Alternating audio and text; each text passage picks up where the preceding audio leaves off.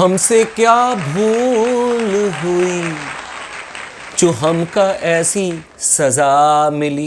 ये मैं नहीं गा रहा हूँ, ये बांग्लादेश के कप्तान शांतो ने कहा कि भाई अभिषेक भाई आप ही गा दो मेरे बिहाफ में, मेरे जगह पर, क्योंकि बैंड बजने वाली है कानपुर टेस्ट मैच में शांतो की एक बार फिर से, बांग्लादेश टीम की एक बार फिर से।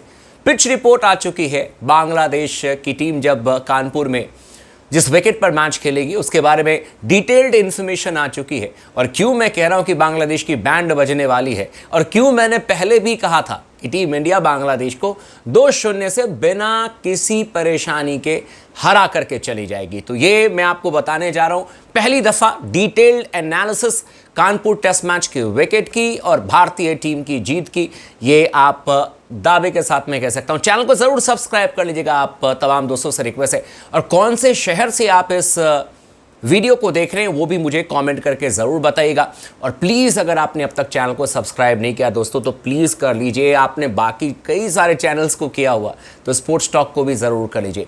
सबसे पहले आपको बता दें कि क्यों शांतो कह रहे हैं कि भाई हमसे क्या भूल हुई जो हमका ऐसी सज़ा मिली।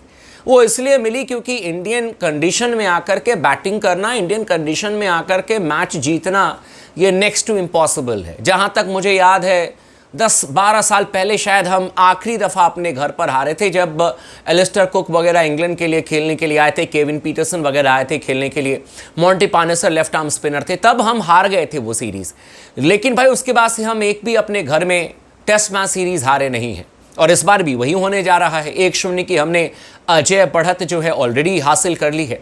सेकंड टेस्ट मैच में भारतीय टीम का जीतना बिल्कुल तय है, और वो इसलिए मैं कह रहा हूं क्योंकि पिच चेन्नई से बिल्कुल अलग होगी।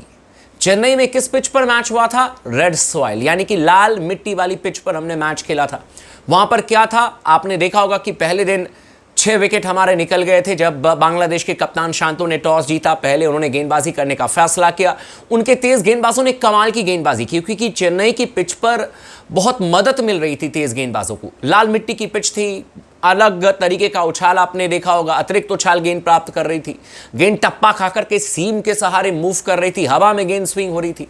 लेकिन कानपुर में थोड़ी बहुत गेंद सिर्फ हवा में ही स्विंग होगी।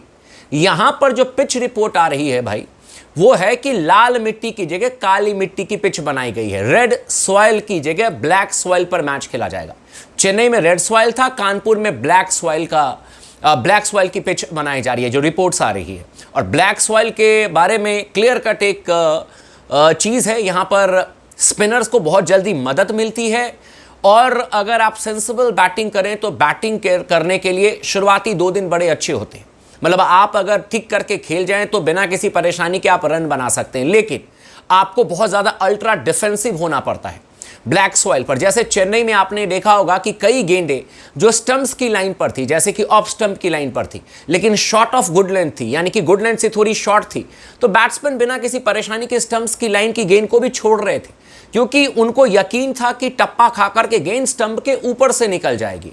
वो जानते थे कि इस विकेट पर ज्यादा बाउंस है, गेंद टप्पा खाकर के स्टंप के ऊपर से जाएगी। कानपुर में ये नहीं होगा। कानपुर में अगर स्टंप की लाइन को छोड़ने के लिए जाएंगी तो सीधे जाकर के गेंद विकेट पर लगेगी, आपके पैड पर लगेगी। बाउंस बिल्कुल भी नहीं है कानपुर विकेट पर। ये ब्लैक सॉइल पिच है जहां पर कि मैच खेला जाएगा, और ऐसे में यहां पर बाउंस बहुत कम आपको देखने को मिलेगा।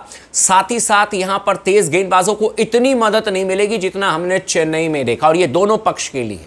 इसीलिए भारतीय टीम भी एक बदलाव करने जा रही है। अक्षर पटेल या फिर कुलदीप यादव में से किसी एक को खिलाएंगे। हो सकता है कि लोकल बॉय कुलदीप यादव को खिला ले या अक्षर पटेल आ सकते हैं, और इसके लिए ऑलरेडी मैंने एक वीडियो बनाई थी भारतीय टीम की प्लेइंग 11 को लेकर के, नहीं देखा तो आप लोग जरूर देख लीजिएगा। लेकिन काली मिट्टी की ये पिच है जहां पर कि मैच खेला जाएगा। दूसरी बात मैं आपको बता दूं कि कुल मिलाकर के 23 मैचेस जो हैं वो भारतीय टीम ने कानपुर में खेले हैं अब तक, 23 मैचेस, जिसमें से 7 टेस्ट मैचेस में जीत मिली है। आंकड़े हमारे भी बहुत बेहतर नहीं है। 7 टेस्ट मैच में हम जीते हैं, 3 टेस्ट मैच जो है वो हम हारे हैं, और 13 टेस्ट मैच हमने ड्रॉ कराया है। आखिरी दफा हम न्यूजीलैंड के खिलाफ कानपुर में खेले थे 2022 में, वो टेस्ट मैच ड्रॉ हो गया था। आखिरी विकेट के तौर पर एजाज करके जो उनके विकेट जो स्पिन गेंदबाज थे जिन्होंने 10 विकेट निकाला था, वो और साथ में एक और प्लेयर थे, टिक करके खेल गए और करीब 70-75 गेंद खेल गए। आखिरी विकेट भारतीय टीम को लेना था, लेकिन 9 विकेट न्यूजीलैंड ने गंवाए और उस टेस्ट मैच को ड्रॉ करवा दिया न्यूजीलैंड ने। आखिरी 10 ओवर में कोई विकेट हमने लिया ही नहीं। तो यहां पर स्पिनर्स का दबदबा होगा। एक बार फिर से रविचंद्रन अश्विन, एक बार फिर से आपके रविंद्र जाडेजा और अक्षर पटेल या कुलदीप यादव में से जो भी खेलेंगे वो यहां पर बहुत घातक हो सकते हैं। साथ ही साथ बांग्लादेश के पास में तेजुल इस्लाम करके एक बढ़िया स्पिन गेंदबाज है, वो भी उनको लेकर के आ रहे हैं। शाकिब अल हसन का खेलना बिल्कुल तय नहीं है।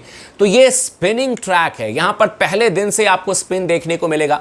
ब्लैक सॉइल पिच है और यहां पर बाउंस बिल्कुल नहीं होगी। शुरुआती 2 दिन में रन बनाने आसान होंगे, लेकिन उसके बाद यहां पर स्पिनर्स का ही बोलबाला होगा, यानी कि स्पिनर्स आपको गुच्छों में विकेट लेते हुए नजर आएंगे। और भारतीय टीम के पास में दुनिया के सबसे बेहतरीन स्पिनर हैं, चाहे वो रविचंद्रन अश्विन हो, चाहे वो रविंद्र जाडेजा हो, चाहे वो आपके अक्षर पटेल हो। तो ब्लैक सॉइल पिच पर बांग्लादेश का स्वागत है और उम्मीद करते हैं कि भारतीय टीम टेस्ट मैच में बहुत आसानी से जीत दर्ज करेगी। आप लोगों का क्या कहना है, आप हमें कमेंट करके जरूर बताइएगा। चैनल को प्लीज दोस्तों सब्सक्राइब कर लीजिएगा, अपने दोस्तों के साथ भी जरूर शेयर कीजिएगा।